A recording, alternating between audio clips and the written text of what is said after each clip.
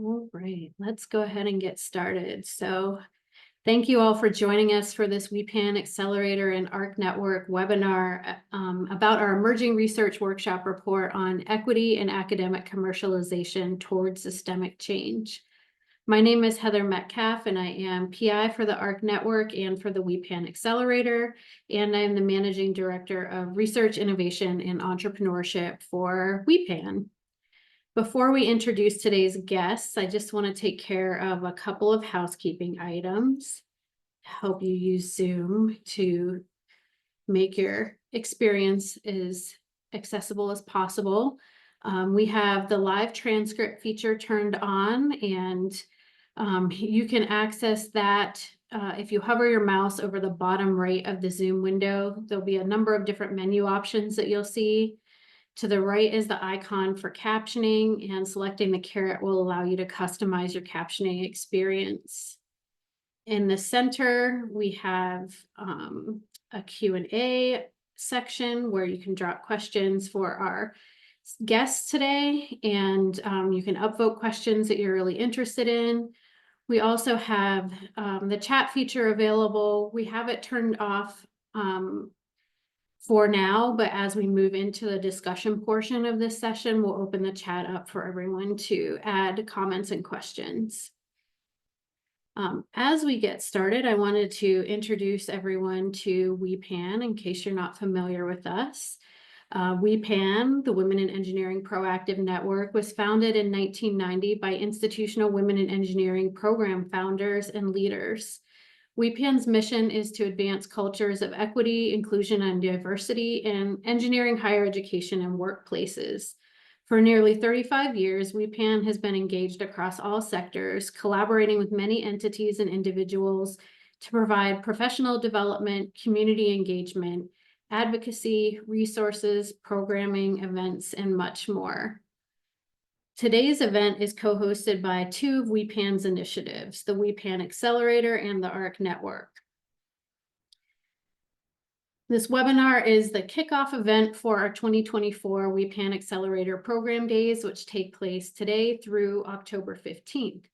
This year, we are hosting the WEPAN Accelerator Program Days in partnership with a number of different wonderful organizations, including the American Association of Colleges and Universities, ACES, Advancing Indigenous People in STEM, and Graduate Fellowships for STEM Diversity.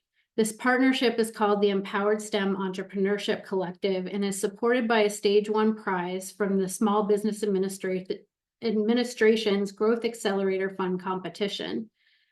The WEPAN Accelerator Program Days aim to empower beginners and seasoned entrepreneurs alike, providing professional development on entrepreneurship topics in a supportive community that disrupts damaging patterns of exclusion in STEM and entrepreneurship. While all are welcome to participate, the program is specifically designed with women and gender nonconforming innovators of color in mind. Registration is still open for anyone who would like to join us over the next week, including for our mixer, which is immediately following this webinar. All of the sessions will be recorded to allow people to come and go as they need to and to revisit content at a later date. Now I'll pass it over to ARC Network's Project Director, Virginia Rhodes, who will share more about the ARC Network. Thank you, Heather. And thank you everyone for joining us today. A little bit about the ARC Network. The ARC Network is funded by the National Science Foundation's Advanced Program. Building on NSF Advanced Program efforts, the ARC Network aims to connect widely dispersed scholars and practitioners committed to STEM equity in an engaged constituent community. As a STEM equity brain trust, the ARC Network works to promote systemic change by collecting previous work and producing new perspectives, methods, and interventions through convenings, a curated resource library, emerging research and emerging issues workshops, and a virtual visiting scholars program and online events like this one. The ARC Network is built on and works through a framework integrating inclusion, intersectionality, and intentionality. We strive to ensure that our work accounts for the social stratifications that intertwine to determine the unique inequities that folk experience. The Women in Engineering Proactive Network, WEPAN, serves as our home organization. To learn more about the ARC Network, we encourage you to visit equityandstem.org, where you can also join the community if you haven't already. And you can also find us on LinkedIn, Facebook, and Twitter. using @ArcEquityInSTEM and #EquityInSTEM. The report we'll be discussing today is the result of an ARC Network Emerging Research Workshop on equity and commercialization. ARC Emerging Research Workshops are designed to develop research and policy agendas for topics that are critical to advancing intersectional equity in STEM, but which have not yet been fully explored. These forward-thinking workshops convene about 25 experts in research policy and intervention strategies for 2 days of facilitated deliberations and discussions that ultimately result in a report with recommendations for attendees for future work. We encourage you to read the full report, which will be available on the ARC website. And please feel free to add your perspectives to the report by completing the feedback form associated with it, which includes the same questions that our Emerging Research Workshop participants discussed. We'll be sharing out the report link along with the webinar recording to all registrants once it's available. Now let's introduce today's wonderful panelists. Today we are joined by Dr. Rachele Hendricks-Sturrup, Dr. Jessica Milli, and Dr. Marquita Qualls. Let me tell you a little bit about our 3 wonderful panelists. So Dr. Rachele Hendricks-Sturrup is a 2021-2022 ARC Network Virtual Visiting Scholar focused on industry, academia partnerships in STEM, and the research director of real-world evidence at the Duke-Margolis Institute for Health Policy in Washington, D.C. As a patent holder, former entrepreneur in residence, engagement expert, biomedical researcher, bioethicist, and policy practitioner with over 18 years of experience, her work centers on addressing implementation, regulatory, and ethical, legal, and social implications at the intersection of health policy and innovation. She presently partners with Duke University faculty, scholars, students, and external practicing experts to advance the institution's biomedical innovation work.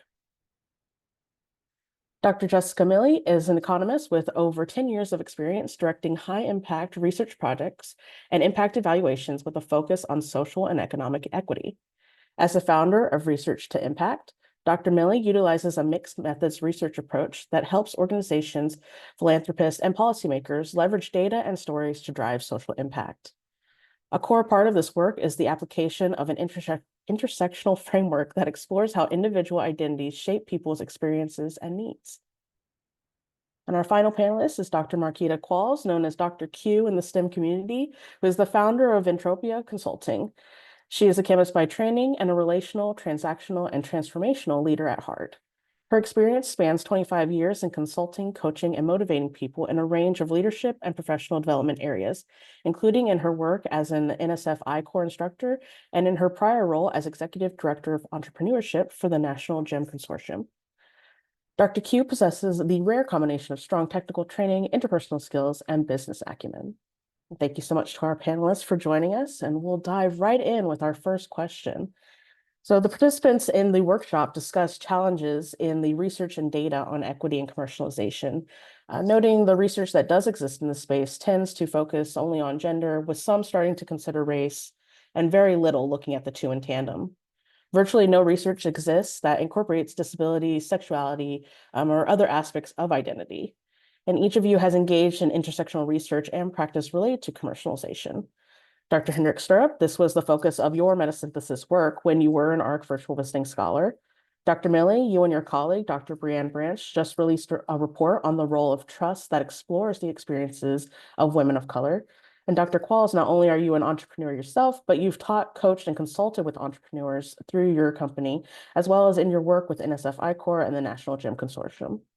So what can each of you tell us about innovator experiences with commercialization pathways from an intersectional perspective? And I'll open it up to whoever would like to begin with that. Yes, I was introduced as the first example, so I'm happy to go first, answer your question. So, as we think about the diversity of lived experience, the diversity of biological being, as you just described, it's very important in order to make inclusive products or products that can meet the needs of various types of personhoods. It's important to incorporate these diverse perspectives in order to ensure a successful and flexible and viable product in the long run. So that being said, there is both an equity and business imperative to ensure that you incorporate a diverse range of persons with lived experience into the development of the medical product. And that involves, not just getting their opinions as the product is being developed, but rather making sure that on the business end, on the research and development end, that you're incorporating a diverse range of persons with lived experience and inequity and personhood and so forth, including them and making them part of the development space, the implementation space for these products. That means hiring them, training them, preparing them to even groom the next generation to do more of that. That is really important. And really, I think in any commercialization effort, both that equity lens and that business case side of the house, they would both appreciate that. And I think that's something that in this community, we should talk about more. I'll jump in. Adding on to that, not just them being a part of the process, the people who I've worked with, the innovator experiences, it's also been important for them to have mentors who look like them and who can help them along the way. Someone who they can talk to openly in a safe space, where if sometimes there may be a lack of confidence, having someone who looks like you or who can relate to you as an ally is very beneficial and helpful, because navigating this pathway is not the easiest thing, as some of you probably already know. And the more support that you can have in a safe space and safe environment, it really helps out with the process. And I would add on to that too. Part of our research looked at knowledge gaps in, knowledge about patents and innovation more broadly. And we found that women and people of color were the least knowledgeable about patents and what they did and what the benefits of patents were. And that lack of knowledge was linked to a lack of trust in the patenting system and a reluctance to share one's ideas more broadly. So there's this thought that if I have this great idea, I need to keep it to myself. I need to go it alone and try and navigate this really complex process without any support. Our focus group participants highlighted how education efforts, particularly in K-12 education, and then continuing those educational efforts into college, into grad school, even in the workforce, would be extremely beneficial to building trust in the process, in the system, and in the people that can help them navigate that process. And one of the things that came out of those focus groups as well were recommendations for how that education can be delivered in such a way that is more culturally responsive, more trustworthy, and more likely to get engagement from the communities that they're meant to be serving. And so those are some of the things that are exactly what my two co-panelists were talking about. There's this importance of diverse examples. Show me different ways that this is applicable in my day-to-day life. I may not understand it if it's a super technical product that you're giving me as an example that I don't have a background in STEM, so how can I even think about this as being applicable to me? But showing them examples of things like everyday household items that address needs for people in their day-to-day lives, that can be a helpful factor in getting people to understand and relate to the material and buy and trust. But then also the diverse examples, showing people from backgrounds that are similar to you who have navigated the process successfully, and providing those mentors and role models has also been one of those factors that our study participants lifted up as a really important factor for them in educational efforts to address this knowledge gap. Thank you. I think you all kind of touched on the next themes of our next question here. So one of the intervention areas that participants from the workshop focused on in their in-depth discussions was investing in developing equity-centered innovation infrastructure, so particularly in under-resourced areas. So the next question is, what are some of your recommendations for innovation ecosystem builders and infrastructure developers on how to ensure that equity is infused throughout their work? And Dr. Milli, you kind of brought up recommendations. I wonder if you had anything more to share on that. Sure. So as the name of our recent report implies, trust is a really important element in building ecosystems, building infrastructure, engaging people from diverse backgrounds in the innovation and commercialization space. It is important to be providing resources and supports to these groups of people. People have to know about them, but they also have to trust them in order to make use of them. And so one thing that can really help build trust as you're thinking about this ecosystem building process, this infrastructure building process, is really involving the communities that you're hoping to serve throughout the process. And this could look like a few different touch points, for example, involving the communities that you're intending to serve in the planning, development, and implementation processes, which is going to ensure that what you're building is going to really fit the needs of those people. And it also helps build trust in those who are doing that ecosystem building and whatever is ultimately developed, because the community's thoughts, ideas, experiences, needs are taken into account when those services and supports are being developed.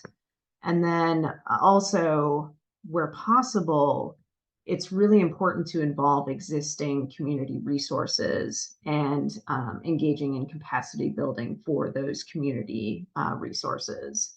Those community organizations are, really trusted among those groups that we are hoping to serve. You're going to get greater awareness of and engagement with new resources and supports if these community organizations are involved in the dissemination of information, and then also helping, if possible, provide those resources and connections. Thank you. Dr. Qualls, did you want to share from your background? Yeah, lots of great information Jessica is sharing. So I just want to take a little bit of a different, well, not a different spin, but I would add on. When you're building out these systems, and when we say make sure that they're infused throughout, it means that it has to be not just a one-stop. And so if you think about the building and the access, particularly with communities, where are you reaching them? And are you allowing for a continuation? So beyond one workshop, and then what happens? So if we only rely on, hey, I went out, I did this workshop, what's happening? No one's really taking up and no one's really participating. When you understand your community and you understand the access that people have to the resources that we're providing, it may mean that it's a building approach and not just a one-stop, one-time event. Just want to kind of emphasize that, particularly as she mentions trust.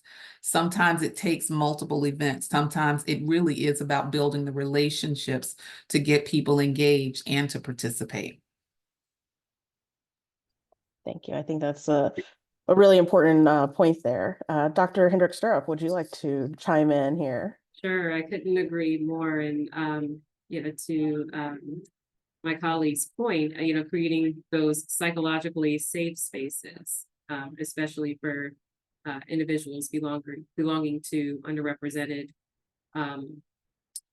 populations, from a gender intersectional lens, especially.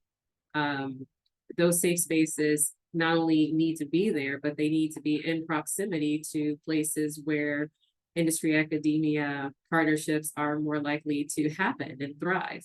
In the work that I did as a virtual visiting scholar, I found that, at least one study in their attempts to observe any impact on university industry collaboration on academic productivity, they found that there is a positive relationship or correlation between one's ethnicity, that being white or Caucasian, race, ethnicity, and the location of their research institution, and its proximity to industry. geographic proximity, that is, it has an effect on patenting, patent commercialization, publications, citations, you name it. But what's really missing here is this, how we can understand this from the gender intersectional lens, looking beyond just that demographic that I mentioned. What does it look like for individuals belonging to gender minorities and who are also of color, or who are not considered to be white or Caucasian, either by themselves or by their communities in which they live. And then even thinking about how individuals, moving beyond just the demographic characteristics, the socioeconomic factors that come into play. There are a lot of competitive advantages for individuals who come from strong socioeconomic backgrounds or backgrounds where, financial resources aren't a problem or are plentiful.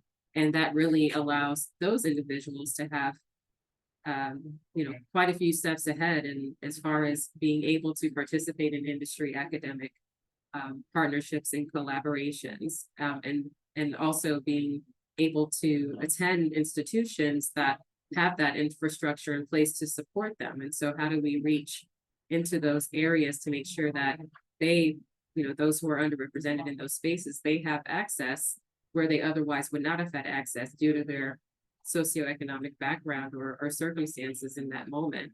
It could be something as helpful as providing relocation assistance to those areas, making sure that, again, the psychologically safe spaces are present at those locations when they arrive.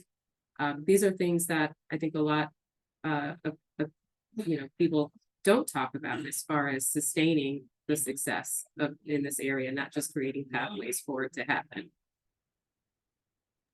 Great, thank you. And I think you kind of lead us into our next question a little bit in terms of looking at expanding our understanding of the impacts of commercialization. So technology transfer offices at academic institutions tend to collect a narrow set of metrics when it comes to commercialization, such as the number of patent applications, revenue from licenses, et cetera. And at the workshop, several conversations occurred around expanding those metrics for understanding the impacts of commercialization on innovator careers, goals, and those communities served. So what kind of metrics might help us better understand the impacts of commercialization from an equity perspective? And Dr. Qualls, let's start with you this time. Yeah, so I am a product of an HBCU, a historically Black college or university. And as we are talking about equity and the equity perspective of commercialization and tech transfer offices, we'd be remiss if we did not speak about, the understaffing of the tech transfer research offices at certain schools, MSIs, HBCUs, as related to the R1 type institutions. In terms of metrics, yes, patents, commercializations, but how much access are the faculty, the students, the community, how much access do they have to the information? Do they have the resources to properly, staff and even the infrastructure to build out a commercialization program at that particular institution? And so one of the things that I would first say, and I know my colleagues will have more to add to it, but I just want to start by saying access. Metrics of how many people are participating, how much reach do you have, and are you partnering? If you are in a low resourced academic institution or a tech transfer office, whether it be an HBCU, MSI, or even some of the smaller undergraduate research type institutions, are you partnering with larger institutions who are more resourced and have stronger infrastructures to share information with those who may come from less resourced populations? Thank you. Couldn't agree more. Dr. Hendricks-Sturrup, I wonder if I can ask you this question now. Yeah, well, I think in any academic setting, there's a culture that exists around what productivity is, from an academic standpoint. Traditionally, that has been publications, number of citations, but then when the academy starts leaning into the commercialization side of academia, the product commercialization and development side of academia, then the metrics look different and the incentives are different. Not only that, but there is within that culture a sort of discord or discouragement from pursuing commercialization efforts. And really that is because there's always been a longstanding sort of rift between industry and academia, such that academia wants the academic independence and freedom to say as they wish, say things and explore things as they wish, whereas the industry side is a bit more censored. If saying and doing whatever you want takes away your ability to commercialize the product that you're developing. And so there's always been, again, some discord simply because of the two cultures that must coexist in order to be successful. And so as we think more about, what needs to continue to be resolved at that particular industry academia culture or cultural intersection, I think that is probably where we can find the most success around what productivity should look like or what productivity could look like. I think we can move beyond just the number of publications, the number of patents licensed or commercialized.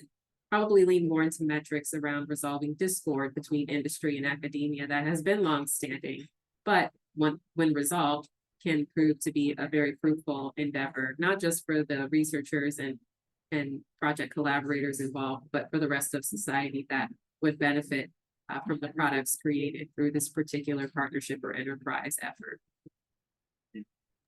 Thank you. And Dr. Milli, if you could add anything to this question. Sure. I think it bears mentioning, even for this group, that a lot of TTOs and other institutions that work in the commercialization space, while they may be collecting data, a lot of them still are not collecting demographic data on who is engaging in their programs and who's accessing their services. So I think if they're not collecting that information, that's one of the first things they should start collecting if they're interested in advancing equity in this space. My co-panelists have brought up a lot of good ideas so far. Some additional ones that stand out for me in terms of metrics, specifically related to TTO, like outreach and who's accessing those services and who's getting information about patenting and the services that the TTO provides, tracking things like TTO touch points to faculty members, who's getting reached out to, how often is that outreach equitable. Some of the TTOs that we spoke with for our research, the ones that were most successful in getting more women and people of color engaged in patenting and interested in working with the TTO were the ones who were proactively reaching out to new faculty members when they came on campus and introducing themselves, building that relationship intentionally, and then proactively checking in with them, every couple of months to see how their research was going and if they could offer any assistance in advancing that research. So I think tracking something like that would be really helpful. Tracking things like industry partnerships are, you being proactive in identifying local companies, local industry leaders who can partner with your faculty to, develop new products and technologies. Is there opportunity for bringing students into these partnerships to, give them access to and exposure to the commercialization process? I think that's also really important. Looking at the number of students who are engaged in the patenting and commercialization process through working with their professors or through working in research labs in their institutions. And this is kind of often where the women that we spoke with for our research project learned about the patenting and commercialization process first. And they specifically told us if they had not been working with a professor who was engaging in those commercialization activities, they never would have thought of that as a career path. So finding those opportunities and tracking those opportunities for getting students engaged in those processes is another important thing that I think we should be tracking. And then finally, I would say, like, thinking creatively about ways that we can track social impact.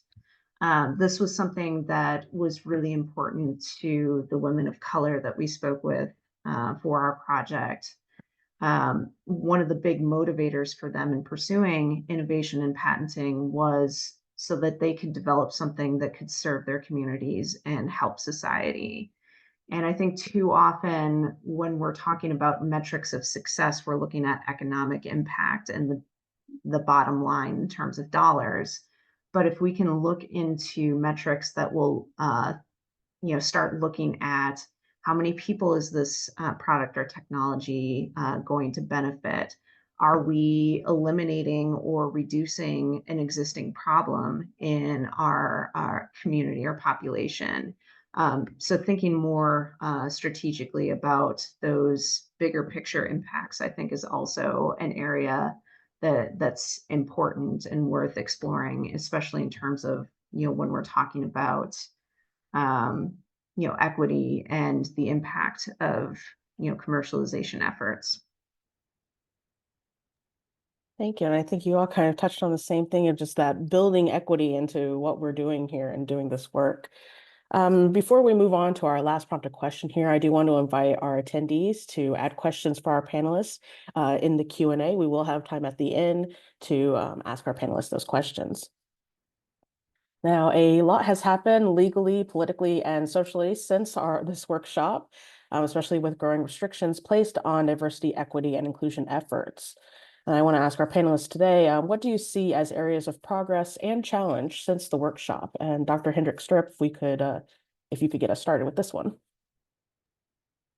Yeah, that's a really good question. I mean, right now with the upcoming presidential election sort of being an illustration of what we're up against, both politically and really, socially and looking at this even from through an enterprise lens or enterprising lens, we're really at an unprecedented time in our, United States history. And I think that allows us, or at least this could give us the sort of introspect that we need to even, begin to tackle, these types of questions that we grapple with at the academic industry or within the academic industry collaboration space.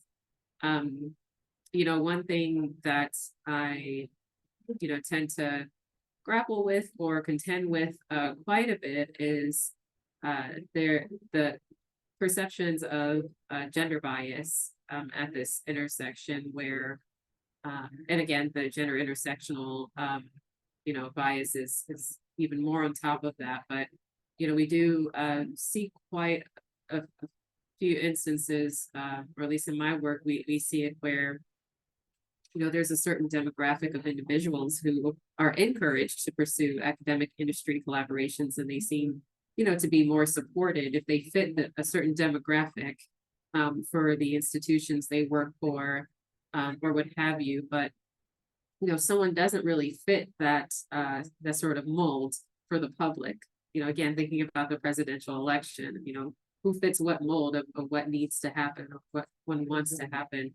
That transfers even into this space. And, people who have an interest in really diving into the industry academic collaboration space, they find that if they don't fit sort of the mold or description of what the institution that they work for is looking for, to sort of be the face of what that looks like for any, commercialization effort or product patent development effort, there's bias, and individuals have to deal with that bias all the time. There was a recent article that was even published in Nature just a few days ago where data was shared to describe how underrepresented minority faculty in the U.S. face a double standard in promotion and tenure decisions. And, to the extent that promotion and tenure takes into consideration university industry collaborations, number of patents, number of publications representing, patent or product development, those sorts of things. This certainly does affect what happens in the real world with respect to underrepresented minority involvement in this type of work. And so I think as a culture, we're going to continue to struggle with this challenge and get real about it, and continue to work with one another to see, what needs to happen at both the social, cultural, and structural level to ensure that we aren't standing in the way of ourselves. Thank you. Dr. Milli, what areas do you see of progress and challenge since our workshop? I think one of the things that came out of our research, which is probably not surprising, although very disheartening, is that there's still a lot of discrimination and bias that women of color are experiencing in the workplace, especially in the STEM workforce. I think over 80% of the women that we heard from experienced things like microaggressions, colleagues taking their ideas or talking over them, lack of advancement opportunities, expecting them to take notes, being, mistaken for someone in a lower level position. Like all of these overt and covert forms of discrimination and bias, most of them are experiencing these on a very regular basis, and it has very real impacts on their productivity, their mental health, whether and how they're engaging with their coworkers and their managers, how willing they are to share their ideas and seek help when they need it. And all of that, boils down to whether or not they are going to be engaging in the innovation and commercialization process. So there is a lot of work that still needs to be done in terms of addressing discrimination and bias in the workforce. I think there's still a lot of interest and movement in efforts to advance diversity in the workforce, and particularly in STEM, which is great. But I think we're still stuck in this moment where a lot of organizations are trying to get diverse people in the door, but they don't know what to do after that. They kind of have this check the box mentality where, okay, we brought them in, we've done our due diligence, so we don't have to do anything more. So I think there's a lot more that needs to be done in terms of the inclusion piece, in terms of the what does it really mean to have a truly diverse representative workforce. And then I think one last thing that I'll say that's at least on a positive note is that wearing my researcher data hat is that Congress really recently reintroduced the IDEA Act, which would permit the collection of demographic information on inventors listed on patents that would be collected on a voluntary basis and separate from the patent application itself. And I think this is really important to advancing our understanding of the participation of people from diverse backgrounds in the innovation ecosystem. I mean, we've been talking about women and people of color a lot on this panel, because that's unfortunately the two demographic groups that we know the most about in this space. But with this data collection effort, if it goes through, we would be able to expand our knowledge of the participation of gender nonconforming individuals, veterans, low income individuals, and people from other diverse backgrounds. And so I think that's going to be really important. And with that data that would eventually come from that effort, we would be able to have a clear picture of who isn't engaging, who isn't engaging, who's being left out. And then we can start to kind of figure out strategies for improving conditions, investing in supports and services to get more people engaged in the commercialization process. Thank you. And I think that last point is extremely important. And when we're talking about intersectional work and trying to make things intersectional, it doesn't just mean race and gender. It's a whole host of other aspects of identity. And I think that's really important to remember when we're continuing these kinds of conversations as well. Dr. Qualls, I would ask you this question, finish it up for us. What do you see as areas of progress and challenge since the workshop? Yeah, not a whole lot more that I could add than what's already been shared, but I will say from just an experience perspective, since the workshop, the teams and the students, the faculty, the innovators, the entrepreneurs that I've been working with in light of the cuts in fundings for some of the DEI programs and efforts specifically targeted to these groups, there's a bit of a resilience that I've seen, that by the nature of who we are as innovators, as creators, it's like, okay, this isn't happening, let's find a way. And I'm seeing more people, particularly women, participating in these events. And so they are becoming more resilient, more innovative, and more creative of finding ways to network, finding resources, finding ways to get these things done in spite of a lack of funding. That's been the unfortunate thing that's happened since the workshop. But the positive in it is that we're still here, we're still working, and the resources are still available. I love to see how, just thinking about this new generation of entrepreneurs, everything, it doesn't have to be black and white. There's a blurring of the line. I think Rachele kind of mentioned it earlier on. It's publish or patent, publish or patent. It doesn't necessarily have to be that way.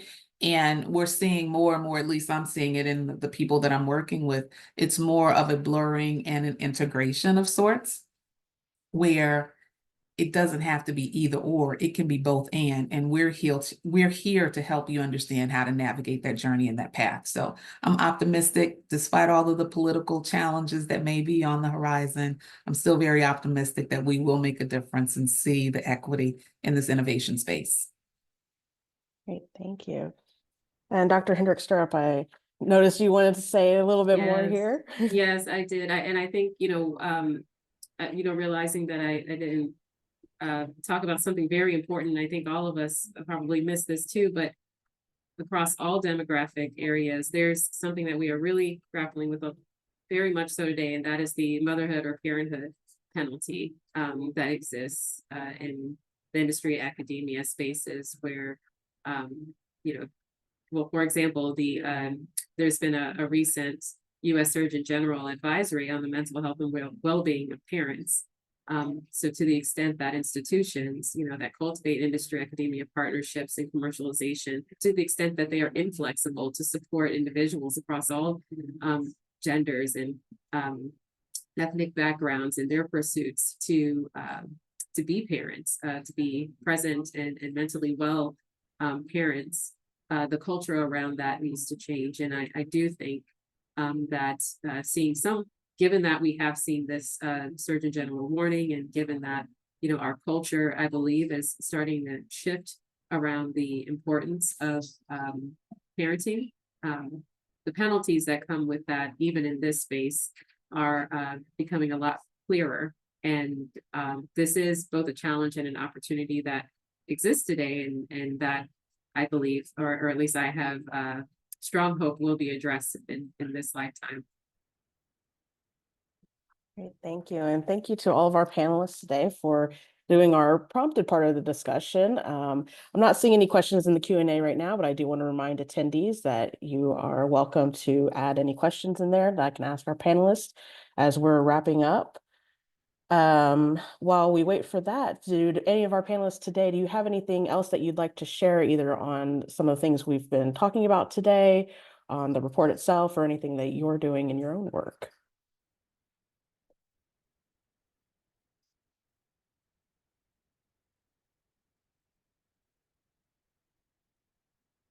I'll call on you. I'll do it just like we're in school.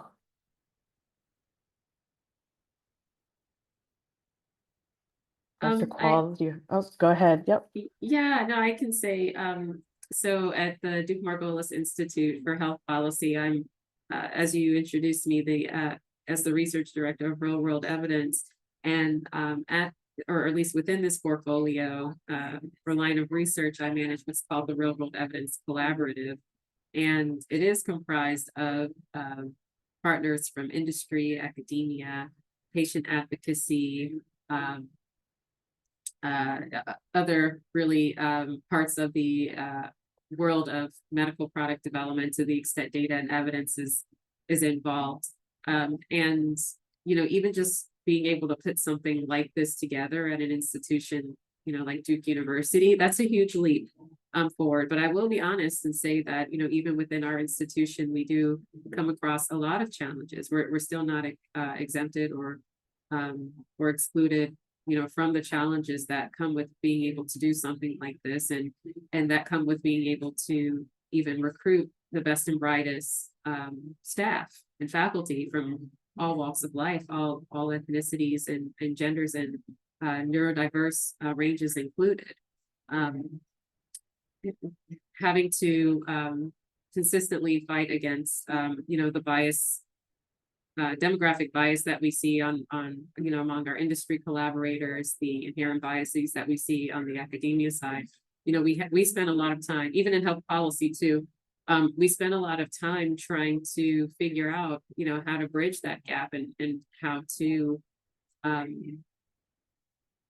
move us along and be better than what we have before. And again, it's not something that comes easy, but I do think that cultivating these types of communities of practice is a really important way to create a culture of belonging, a culture of collaboration, regardless of, you know, what you look like, or where you're from, or how you identify.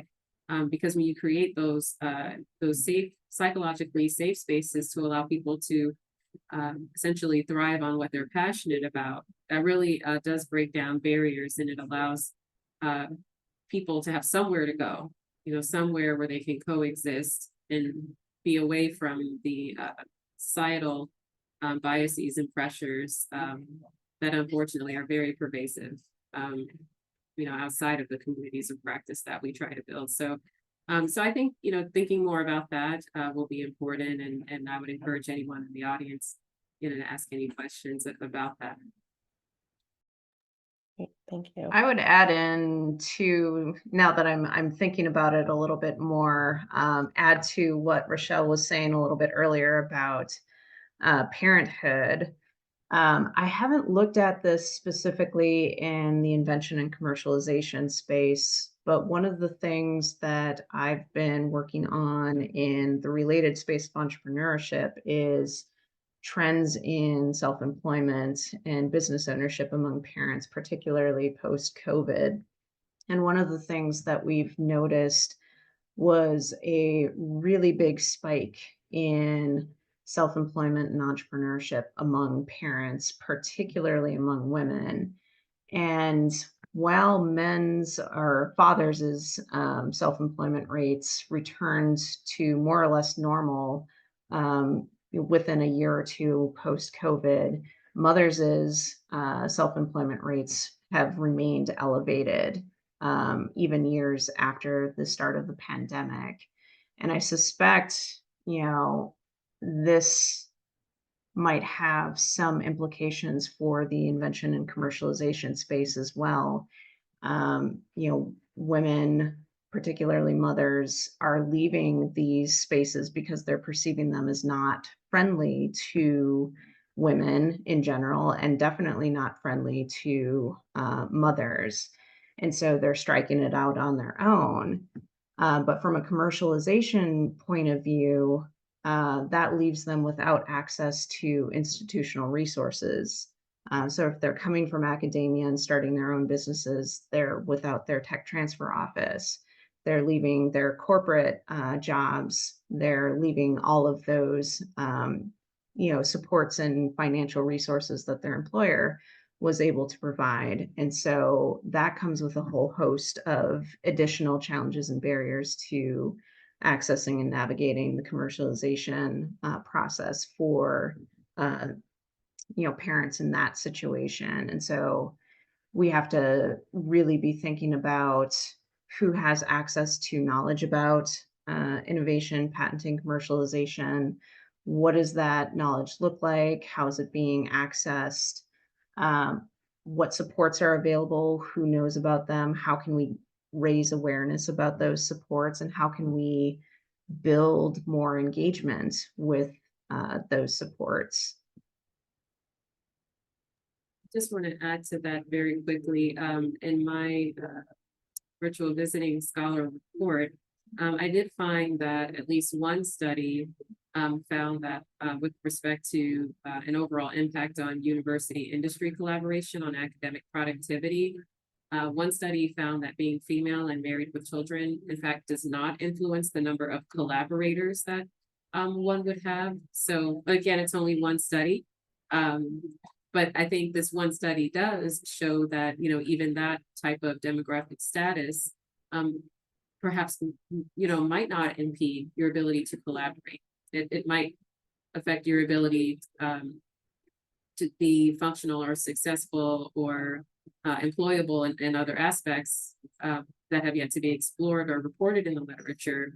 But the number of collaborations are uninfluenced by parental or gender, parental status or gender identity or biological sex. And so I think that's something that, we can consider as an opportunity to say, there's potential for cultivating collaboration in this space, as doing so shouldn't or could likely not be affected by one's demographic status in that regard.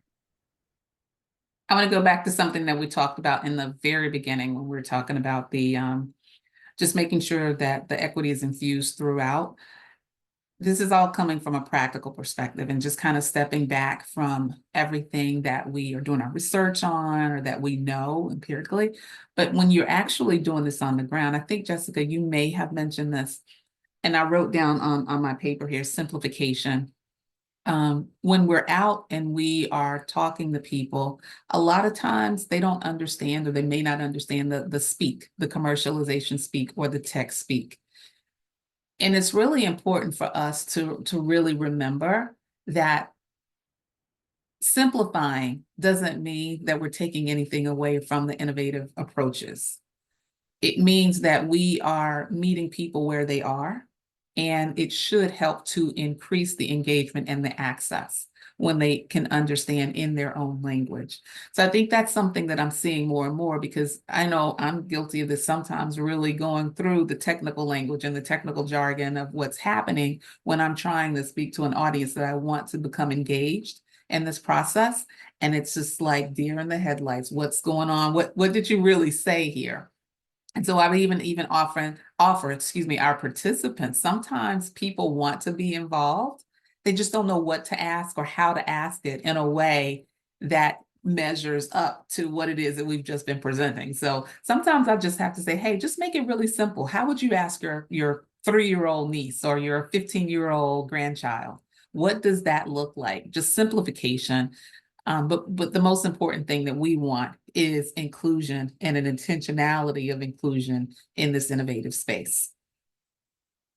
Great, thank you so much. And I think that's something that we hope to do with the next couple of days of this Accelerator Program Days. So I'm going to pass it now over to Dr. Metcalf, who will close us out. But thank you once again, panelists, for engaging in this discussion with me.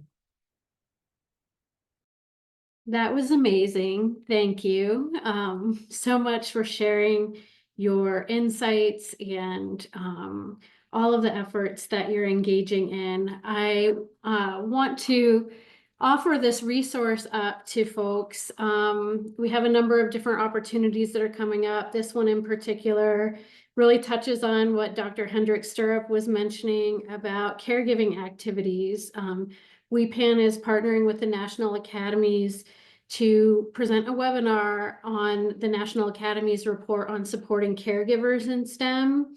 And this report really covers a variety of different caregiving activities, parents as well as elder care, as well as caring for chosen family members. It's a much more broad definition of what caregiving looks like, and it's such a critical resource. So please join us for this event that's coming up on October 16th. And I will ask Virginia to drop some of these links in the chat while I go through these resources. I also want to encourage you to complete our post-event survey for the webinar today. All of the feedback that you provide really helps us think about what events we want to do next to support folks in these areas. So Virginia will drop the link in the chat.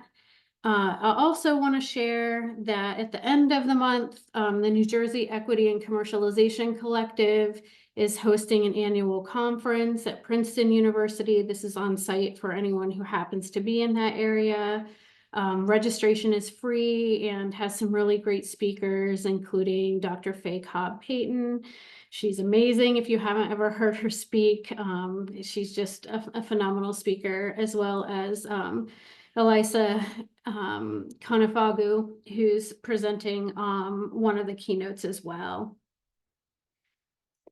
The next event that I want to share is our Women in Engineering Program Day. For the first time ever on February 12th, 2025, WEPAN will be hosting our Women in Engineering Program Day on site.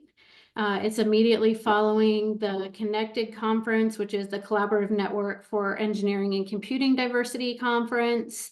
We'll drop the link in the chat for you to register. During these two events, we'll also be presenting and celebrating our WEPAN Awards. The nominations for those awards are now open through October 28th. So if there's someone in your life that you want to recognize, a colleague that you want to lift up, please do think about submitting a nomination for them to the WEPAN Awards. I also want to share that in June 2025, the ARC Network will be hosting the Advanced Equity and STEM Community Convening in San Juan, Puerto Rico. Right now, our call for proposals is open through December 16th, and we have a travel grant application that's open to cover provide full travel support to attend the meeting. Those applications are open through October 24th. And last but not least, we also have a travel stipend through the Women of Color and Engineering Collaborative, which is an NSF. Eddie Bernice Johnson includes a collaborative change consortium effort led by SWE, WEPAN, ACES, NSBE, and SHIP. This travel stipend program supports women of color engineers to attend conferences, workshops, and other professional development opportunity that they find enriching for their careers. So please do apply for that if that's of interest. The application for that closes on November 15th. So I know that was a lot of resources. I hope that they're helpful for you. I hope that you enjoyed today's webinar. For those of you who are attending the full Accelerator Program Days, we'll be hopping off of this webinar Zoom and joining in a new Zoom link for a meeting. That way we can all interact with each other rather than having a panelist setting. So with that, I will thank you all for coming, and I hope to see many of you in the mixer in just a few moments. Thank you very much.